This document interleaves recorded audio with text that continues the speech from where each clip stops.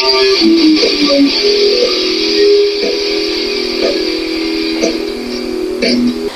everyone, welcome to Logan's Mosh Pit. Glad to have you here.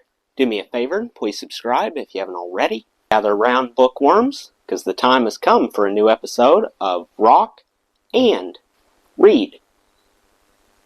Today, you will get to hear Chapter 5 of Crazy from the Heat by Van Halen's original vocalist, David Lee Roth. Chapter 5 is quite long, over 40 pages. So, I decided to split it in half. Without further ado, let's find out what happens in Part 1. I was born in Bloomington, Indiana, October 10th, 1954.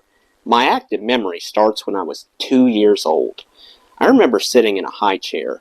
I remember I had to wear Dennis Brown splints, braces on my legs. I had to sleep with them too. So immediately, I had a major traumatic thing happen. I couldn't crawl around. Wore them until I was 4 or 5. That was not a happy point in my life, because at the same time, I had every kind of a food allergy you can possibly imagine. Eating sugar is like doing blow for me. You'll get 20 minutes of my best material, and then I've got to go to sleep. Who knew that in the 60s? My mother was feeding me Jell-O water, which only increased my hyperactivity. I paid a lot of attention to the television set, and I also started reading. I didn't really have a choice. There wasn't a lot of running up and down the proverbial field for me. I had a little stack of records, vinyl records, West Side Story, Gypsy, so I always paid attention to those records. The limbo was very popular, Virgin Islands, steel drums. It was very happening because it suggested the tropics. Of course, all the servicemen returning home, everybody that had been stationed in Westpac Fleet, West Pacific with Pacific Rim, and so forth, came back with tiki torches and tiki masks to put in the backyard. Everywhere you went, there'd be a Trader Vic's or a Trader Joe's kind of thing. So the whole idea of going out into the territory, like Mark Twain put it, was always very relevant to me.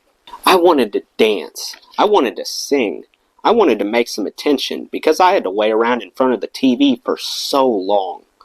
Got sent to my first psychiatrist when I was 6 years old because I was super active, well off into the creative aspect of things, and at the same time, I was a little jock. I loved to read. I loved to paint. I loved to learn. Learning to this day is sacred to me. But you couldn't have joined the two. You were either a jock or an egghead. Nobody knew what to do with me. Plus, I was Jewish. Back then in the 60s, I was a minority. Pop started college right out of the Air Force. I remember he had his little room upstairs where he would study, where he had his books, his papers. My mom had no idea what to do with me. Ultimately, we started moving around a fair amount as he pursued his medical schooling, an internship, and residency. We lived in the great outdoors. Bloomington, Indiana is a college town. It still is a college town. John Cougar Mellencamp lives there. We moved to Newcastle, Indiana, which is where my grandparents had settled. All 4 of my grandparents are Russian immigrants. My great-grandfather rode cavalry in the Lithuanian service. Grandpa Joe never did learn to speak much English. Plopped down under his mango tree. A lot of us maintained that he was just so pissed at the Cubans. Grandma Roth kept a kosher house, separate plates for milk products and meat and whatever. Go over and eat the classic fare, which was brisket, matzo ball soup, gefilte fish, fruit salad. I hated it. It was scary. There was nothing to do. Had to get dressed up, go see Grandma and Grandpa. Grandma lived until she was 99. It was a very disciplinary background for my father. I don't know how many uncles and aunts I've got on his side, 4 or 5. Pop's an ophthalmologist, eye surgeon, and they grew up in probably the linchpin of anti-Semitism, the breadbasket of the United States. So, where do you go? You go to the movies. Pop was always going to the movies as a kid and dreaming and losing himself into that. That and reading. There was always many, many books in our house as I was growing up. Ultimately, they became my best friends, and I read everything. By the time I was 13, I had already read the Koran and Lenny Bruce's autobiography, How to Talk Dirty and Influence People. It was Lenny who said, "Someday the Russians are going to be gone.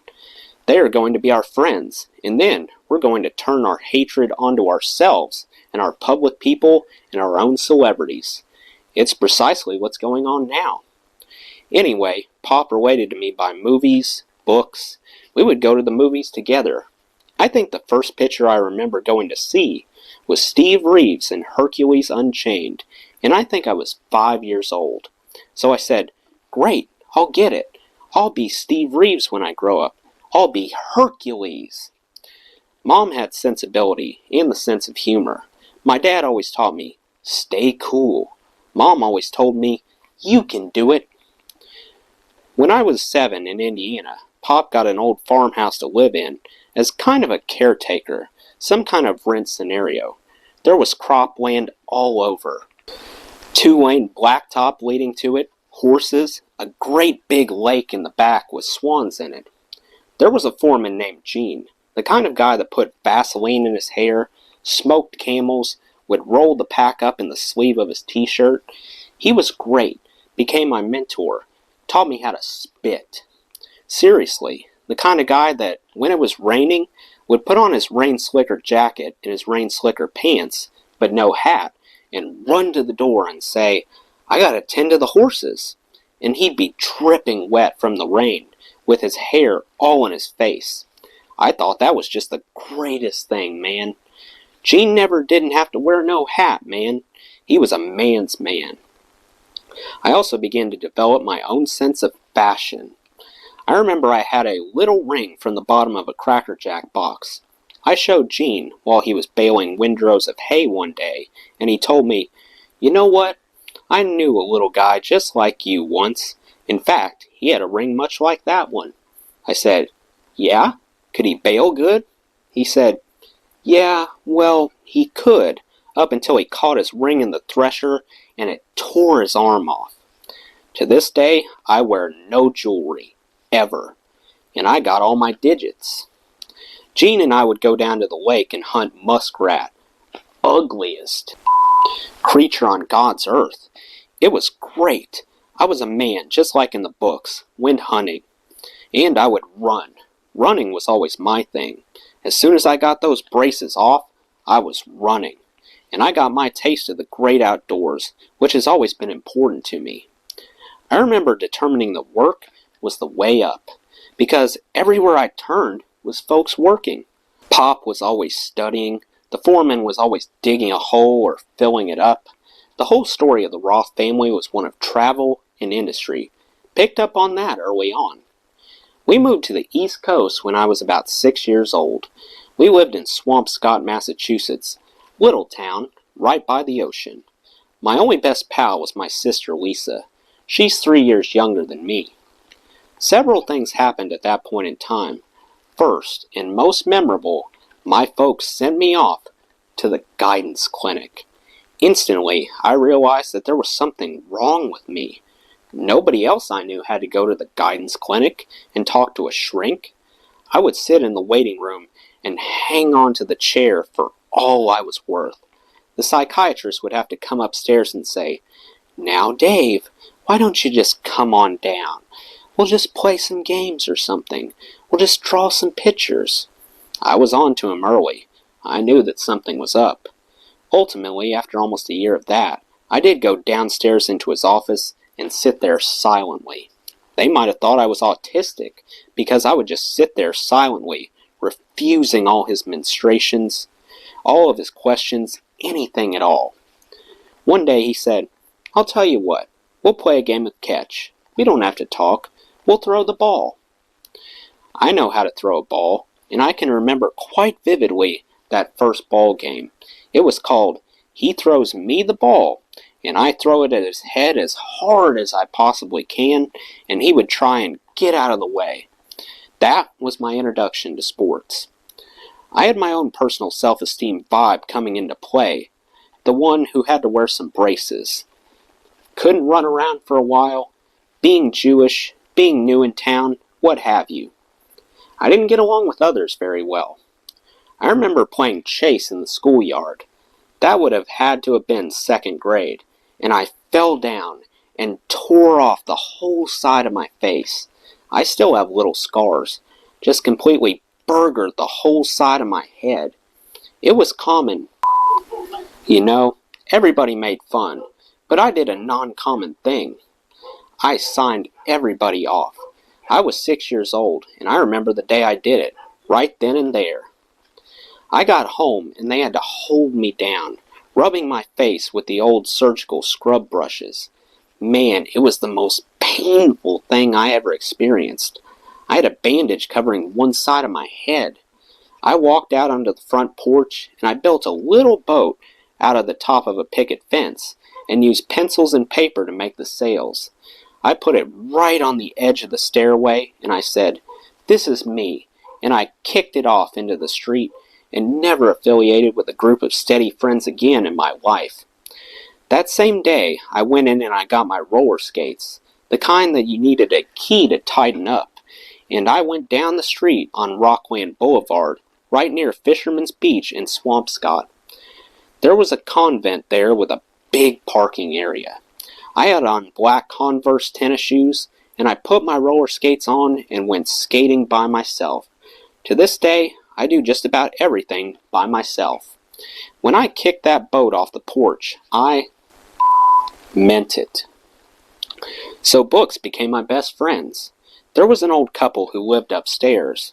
I called him Uncle Sol. Uncle Sol gave me an old raincoat that was 4.5 sizes too big. It was huge. It dragged on the floor when I wore it. It was perfect for shoplifting books. If I saw a remotely interesting cover of a magazine or paperback, it went right down the left sleeve. Every day I would go out and steal books, magazines. If it had an interesting looking cover, I nabbed it. Soon I had amassed a collection of paperbacks, hardcover books, girly magazines, comic books. It was across the board. It was everything from Babar the Elephant to Lusting Babes. There were these little pamphlets that were done up like Willie St. Cyr style black and white print. The letters were cut in white into a black background, so it just burst out at you. Titles like Souls in Pawn. There would be girls dancing and chicks starting to lift their tops. I was on to everything, and Uncle Sol discovered my stash in the basement. I had accrued a huge stash. It was half the size of a Volkswagen. It was piled up, and I hid it under whatever debris I could find. But he discovered it. Knowing he had me over a barrel in terms of my parents finding out, I was forced to strike a deal with him. That was that he would not rat me out as long as he could borrow the girly magazines. Anyway, on my 7th birthday, by then we had gone to Brookline, Massachusetts, I remember my pop being admonished by my mom to go see Robin Hood, the Walt Disney version. I remember driving right past it, and my pop said, "It's such a long line. Let's go see another show." I said, "What show is that?" He said, "Have you ever heard of Marilyn Monroe?" I said, "No, I haven't." "What's the movie about?" He said, "Don't worry about that. It's called Some Like It Hot. I'll tell you the story of Robin Hood, so that I could tell my mom later." We sat through Some Like It Hot 2.5 times and got home just in time for dinner. It was pretty evident that we hadn't gone to see Robin Hood, but right then I determined that I was not only going to be Hercules, I was also going to be Marilyn Monroe. I also decided that I was going to make movies, because I knew who Cecil B. DeMille was, and I had a real good idea of how movies were made. Which I have come to do in video form. They're little movies. I wrote and directed, edited, cast, and color-corrected California Girls, Just a Gigolo, Hot for Teacher, and Jump, among others. California Girls and Just a Gigolo are the Wizard of Oz of pop video. And a dozen years later, they're still very, very popular. There are hardly any videos by other artists that you can name, made, say, from 10 years ago, that are still popular today. Go ahead, try to name some. You can't. Brookline, Massachusetts was very divided. It was not unusual to see swastikas painted on the front door of the Jewish temple. It became Jewish in a militant sense, but not so much in a church-going sense. That only added fuel to the fire, insofar as a Dave against the world sense. That was my door. It was not a happy time for me, because that's when you have to start going to Sunday school, Hebrew school, confirmation class. But I did learn to sing. I am waterproof. Nothing drowns me out. Going to temple, getting involved in whatever it was, the glee club or Friday night services or whatever, I had a starring role. I belonged. I had the attention, and I could do no wrong. I had a pretty little falsetto voice before all those hormones kicked in. I made my grandma cry with alarming regularity, for the right reasons. Now I sound like 4 flat tires on a muddy road. But I could sing sweetly then, and there wasn't a thing I couldn't sing.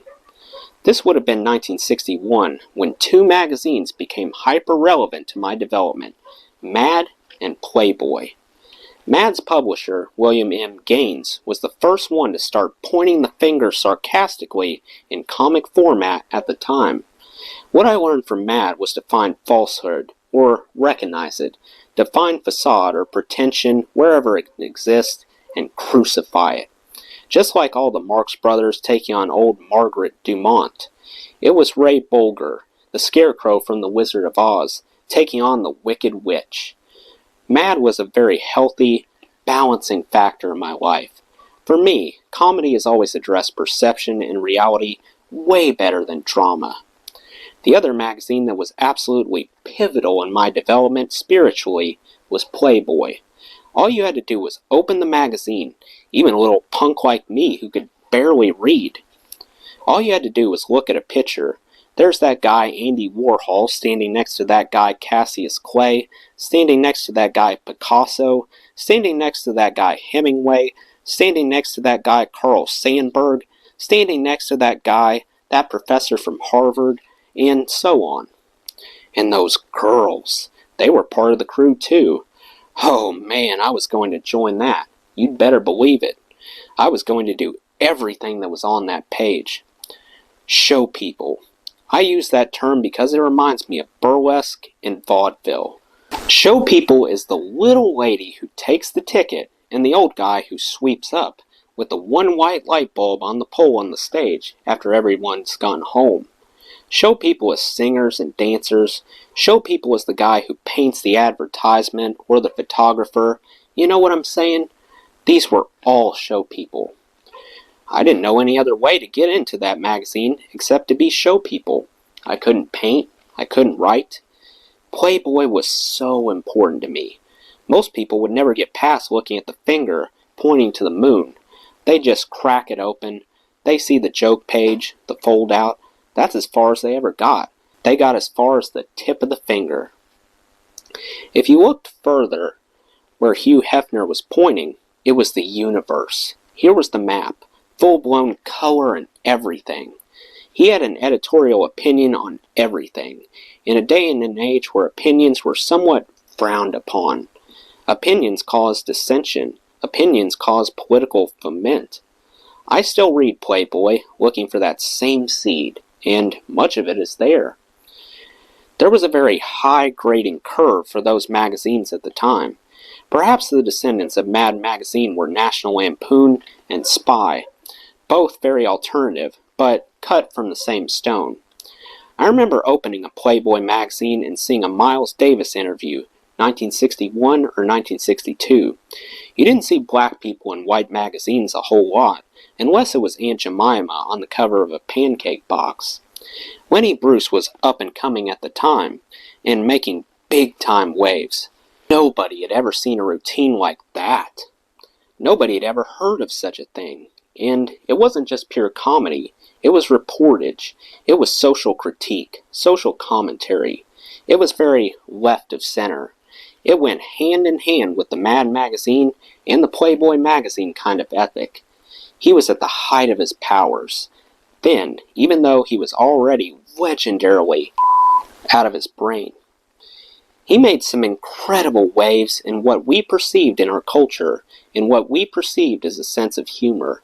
He was at that party at Playboy magazine as well. They called what he did sick humor. Now he would be a national affairs editor at Rolling Stone. Back then, we put him out of business. In 1962, my Uncle Manny owned a club in Greenwich Village called the Cafe. What? His wife, Aunt Judy, was the original Indian Madras lady. Judy never walked anywhere. She wafted. Manny was the oldest of the Roth brothers. He left Indiana and went to the village. It was the age of the coffee shop and the cafe. Manny had a flat over the famous Cafe Reggio, where Hippolyte Havel, the first freewheeling anarchist, held court in the 20s. I would waft up and down McDougal and Bleecker Street with my Aunt Judy, while Manny would tend to his business. It was Judy who scoped me to what New York City was all about. Pop was in school the first time I went to New York. I guess I was about 7 years old. We had flown down from Boston, and I was sitting in the back seat of a taxi, looking out the window. It was 11:30 at night. I was still awake, and so was the rest of the entire world. There it was, right outside the window. It was even better than the magazines. We were freewheeling then. There's a famous Spanky and Our Gang episode where Buckwheat and Spanky are selling ice out of the back of a horse cart. There's a donkey, there's a stick with a carrot, a tire bursts on a car, and the donkey breaks free. The cart starts careening down the hill at breakneck speed.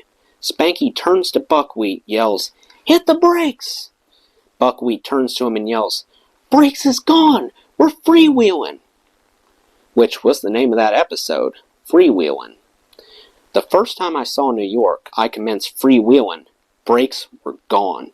It was the first time I'd ever seen a magazine store where you needed a stick to get the magazine off the top rack because it was up so high. I had never seen so much paperwork on one wall. This was heaven. I only really knew 2 magazines, and lo and behold, I stepped through a doorway, and there were 500 new friends. It was right across the street from Cafe where Manny was the Duke of McDougal. Manny coined the name by walking from couch to couch one night saying, "What shall we name our new coffee house?" And somebody would say, "How about the ever-arcing spiral of transcendence?" And Manny would go, "What?" like Grandma would. He'd walk to the next couch and say, "What do you think we should call our new coffee house?" The reply, "Call it the Electric Purple Soft Machine." And Manny would go, "What?" And so he eventually named it the Cafe Wah. And I took passage through all of those bars, the Cedar Tavern, the San Remo, whatever. Judy took me to all of these places. I got to see lots of fist fights. These painters and writers would get drunk and go at it. Great! I decided I was going to be a painter too. I already knew how to throw a punch. It was a simple conceptual leap for me. So, it was a great mix there. It was just like those magazines I was shoplifting. The whole village scenario taught me not to be afraid of anything with 2 legs and pants. Indeed, if it moves, I ain't scared of it. It's the stuff that doesn't move. There's a few mountains I won't go near again. There's a few pools of Atlantic water that I'm not terribly interested in rejoining again. But if it moves and it's got 2 legs in its pants, I've seen it. I ain't as scared of it, mainly because of that experience in the village at such an early age. Lenny Bruce performed at the Cafe Bill Cosby, Rich Little, Joan Rivers.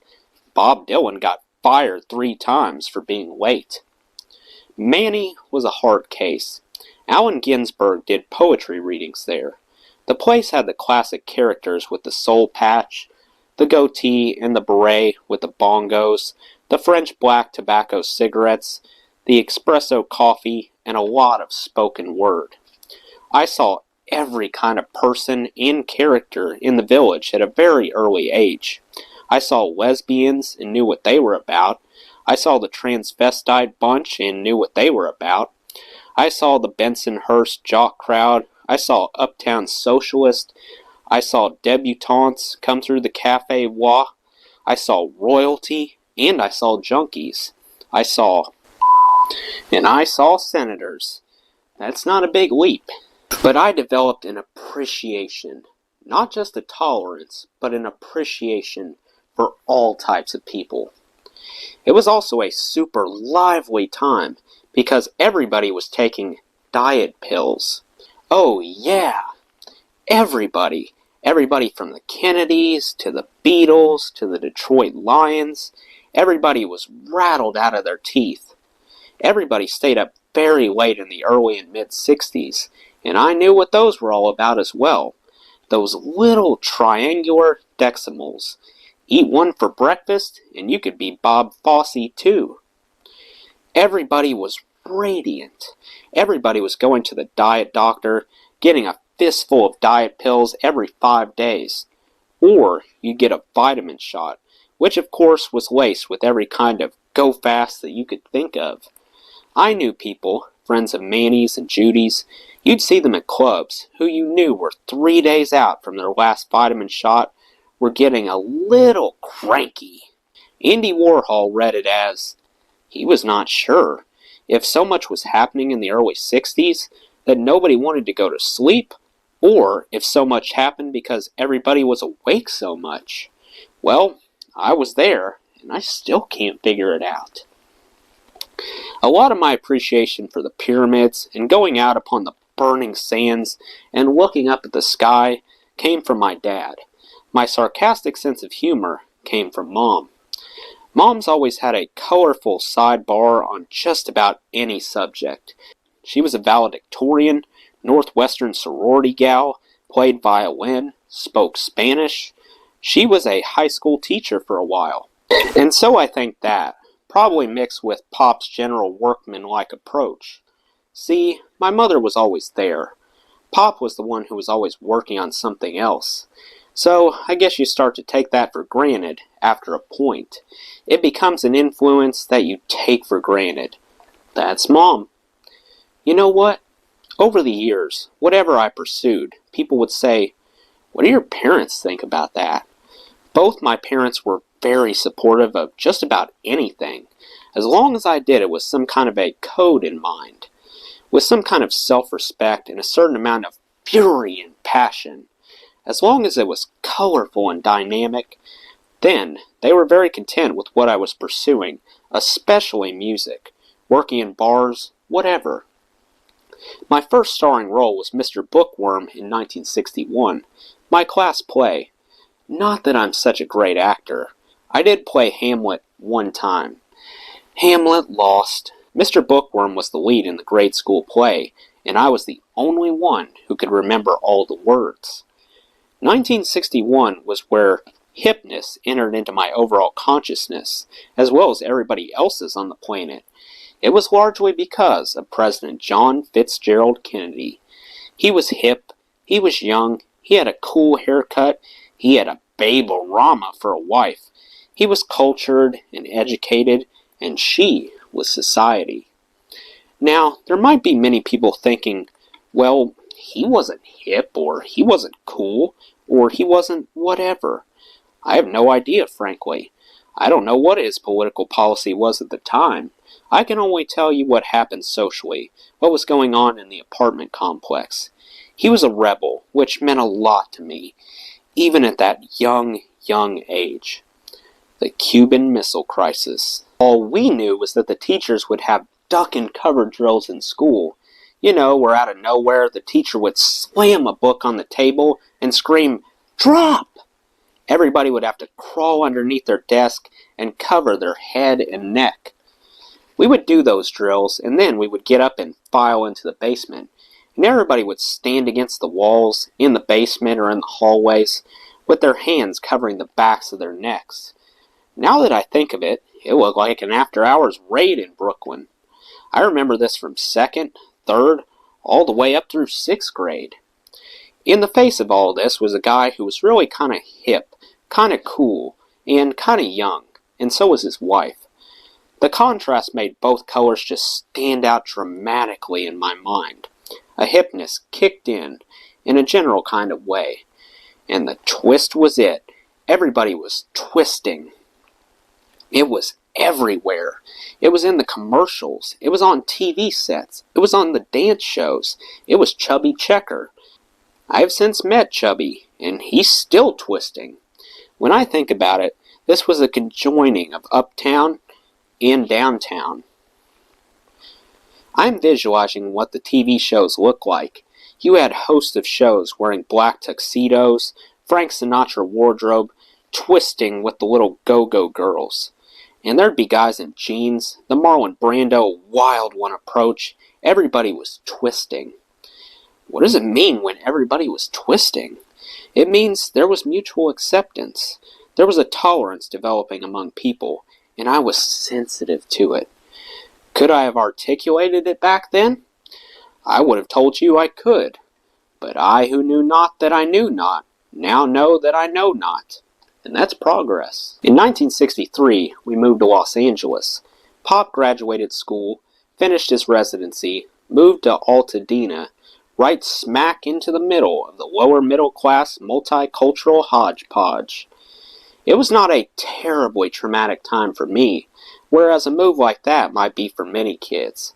I was in 4th grade, Miss Pitt's class, and it was the first time I had gone to school with Latinos, blacks, and every other color and combination. I was already a part of that. I was already a part of the hip jet stream in my mind, via the music and what I was reading. It didn't have a whole lot to do with my parents, so I figured it. The twist, even though they were twisting, belonged to me. I started to see myself as a black person. 1963, Major Lance, Little Anthony, Diana Ross, and Marvin Gaye. Everybody kicked in really at that point, particularly in Los Angeles, because we had Wolfman Jack screaming from the mighty 1090 XERB. From over the border in Tijuana, I mean. He was just that stuff. Then the absolute ministers of cool entered the scene, and there were 5 of them. John, Paul, George, Ringo, and Cassius Clay. All of them representing acts of social rebellion, unparalleled in any book I ever got forced to read. They had haircuts that weren't cut. They had suits with no lapels. Do you know what that meant? Do you know what a statement that was? That was my statement. That was an entire generation's statement. The Beatles were black guys too. If you listen to their first 3 albums, there's a lot of coverage of old Motown songs. And of course, you had the amazing Cassius Clay, soon to be Muhammad Ali, a loud-talking, aggressive, in-your-face black man who made good in the most dramatic fashion. One of my most precious possessions was a little black and white radio, one of the original Made in Japan items, when Made in Japan meant it was going to break tomorrow. When it was a joke, when Mad Magazine wrote Made in Japan on all kinds of little things, I listened to Cassius Clay whip Sonny Liston for the heavyweight title in 1964. Summer. I remember it was warm outside. All of these were ingredients that I began to bake with. I started acting out the steps that I saw on the television shows, on American Bandstand, and what have you. I started singing the songs, learning the lyrics. Skateboarding entered the culture for the first time. We built them out of a piece of signpost and some roller skate wheels, or you could buy one for $15 up at the thrifty drugstore.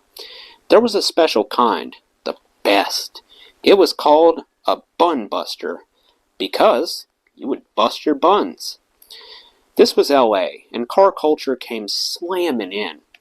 Who was one of the original greats? A Roth, Ed Big Daddy Roth. These were the first times that the idea of exaggeration really became the way to go. Big, fat, slick tires on the back, little tiny 421s on the front, and a giant Hemi-head engine with the drag pipes coming out. Big Daddy Roth also drew these wild-eyed monsters, like Rat Fink, with the big bulging eyes and the jagged teeth. His rat body barely fits into this minuscule little engine compartment, and the engine is as big as his head. There were cartoons about it, and comic books about it, and magazines about it, and he designed these Futuro-red George Jetson Mobile kind of cars with names like Road Agent. I was totally into car culture. Drag racing had always been around, but in the mid to late 60s, let's go from 64 to the end of 69, drag racing really took off in the public consciousness. America was going the quarter and six flat. We were road agents. That was us. That was the altitude. That was the spirit. England became hip. The Beatles came burgeoning in, followed by a whole other train of thought. Right on the heels of this pop, hysterical affront to your Pat Boone school of thinking came the "I'm bored, so you" school of thinking, represented in stellar fashion by the Rolling Stones. Mick will tell you that one of the most critical ingredients of that approach is the boredom, a dispassionate discourse. Sunglasses at night. You're so cool, yet so bored, that you don't even really need to see. Music got cool. At the same time, it was revved, so hot that you would watch the Ed Sullivan Show and one week see the Beatles, and the next week see the Rolling Stones. Now the Beatles had matching suits without lapels, the boots with the pointy toes. The last time we saw anything like that was in West Side Story. The Puerto Ricans were wearing them. But then, Mick and company would show up in an old white sweatshirt, a pair of jeans, and it looked like they hadn't brushed their hair in 3 days. Oh yeah! You knew instinctively, if not cognitively, that these guys never, ever cleaned up their room. The Beatles looked like, at some point in their development, they would clean up their room and do their homework. The Rolling Stones looked like they ran away from home. I respected both duly. I completely enjoyed the sounds of hard work and attention to detail that the Beatles represented. That kind of music only comes from distance. It only comes from forethought. I also adored the Rolling Stones for the "who gives a" foundation upon which they built their castle. They jammed, and there were a number of bands who followed suit in both fashions. The Monkees came on their heels, and they were celebrative and lively. You also had the Kinks, or the Standells singing about Boston. Well, I loved that Dirty Water. You could tell from the tone of voice, this guy is cool. Dirty Water? Talk to me. I was into the Beach Boys completely. There was all forms of dissension and foment, and there were quite a few schoolyard fistfights over who were better, the Beatles or the Beach Boys. Oh man, grade school was a hotbed for discontent. Black music was just accepted because we all got a twist. Or at that point, we were mashed potatoing. We were frugging. We were watuusing. Now, wait a minute. Let's just stop right there, Jake. We just entered African territory. Watusi? Our kids are doing an African dance called the Watusi? The whole element of what was hip, what was cool, what was now got more and more dense, got more and more colorful, and people started letting their hair grow. 4th through 6th grade, I was constantly sent to the school shrink because I was a show-off, in a theatrical sense. My version was to put a whole tube of Brill cream in my hair, go to school and do headstands during recess, leave a cool spot on the cement. Everybody would get a great kick out of that. Or I'd make a big alfalfa cowlick with Vaseline and wear that to school. This was the time when you saluted the flag, said the Pledge of Allegiance, and sang "My Country 'Tis of Thee" every morning because you commenced learning. I was like the guy in those live jazz recordings where somebody's always coughing in the background. You know they're doing it on purpose so they can say, "Hear that? That's me." But I was not the class clown. A class clown is somebody who, because of a self-esteem problem, is looking to be an interruptive force and attract attention, if for no other reason than that may give you the only impact you can have on the rest of the gang. I was a court jester, a venerated and ancient traditional, highly respected role, hired by the king himself, a healthy and absolutely necessary influence in our culture and all other cultures. My job was to find the falsehood, the facade, the pomposity, and skewer it, even at the expense of the king, the only one in the entire kingdom allowed to do that. But the school perceived me as class clown, just trying to be interruptive, invasive, kind of an influence on the class, just to disrupt, for the sake of general hilarity or foment. It's hard to know when you're in an era until it's over. When you stand back, take a close view from a distance, you see so much more. At the time, I was in the ultimate Taoist state of mind. No distraction. I floated free.